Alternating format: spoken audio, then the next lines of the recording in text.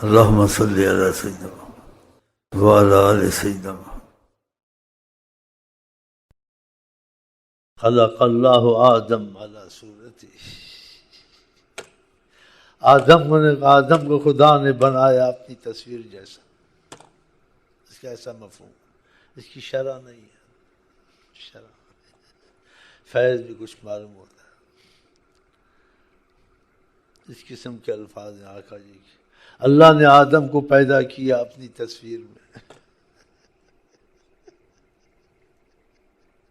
کیا دیکھتا ہے؟ پتہ تو ہے نہیں ہے تجھ کو. کھانے پینے کے لیے آیا، زور لگایا تو وقت ضائع کیا، آگے ادھر ہی کما لیتا کھا لیتا. کیا زور لگا کے آ گئے خام خواہ یہاں. ارے کچھ ہے رحمت ادھر سے. جب وہ رحمت کرتا تو پھر جوہر نکلتے ہیں. حقیقت بھی یہی ہے. انسان کس سے بنا ہے؟ من ماء مہین. تم کو ایک ذلیل پانی سے ہم نے پیدا کیا.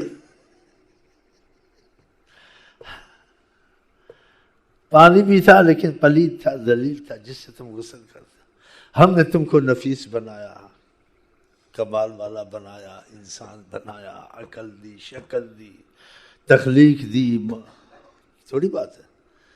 باوجود آلودگی کے قد تیرا اپنی قدرت سے مزین کر دیا. باوجود آلودگی کے قد تیرا اپنی قدرت سے مزین کر دیا. کیسا انسان کو بنا دیا ہے. وہ کچھ بھی نہیں بتایا. من ماء مہین، ایک پانی، گندا پانی. کہ شکر نہیں کرتے ہو، تم تھے اتنے گندے.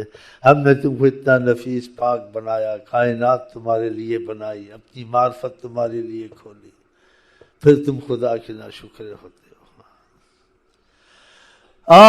خلق آدم علی صورتہ. حدیث شریف. آدم کو بنایا خدا نے اپنی تصویر میں. اس کی شرح کون کرے؟ فیض میں کچھ سمجھ میں آتا ہے. اگر دیکھا جائے تو ہم لوگ بھی خدا کی تجلی میں آئے ہیں. خدا کی تجلی میں پھر تجلی کی طرف وہ لے جاتا ہے اس غلاظت سے نکال کے. ادھر لے جانے کے لیے حضرت محمد مصطفیٰ کو بھیجا جو اللہ کی خاص تجلی ہے. صورت انسان میں آیا. حقیقت میں خدا کی تجلی ہے.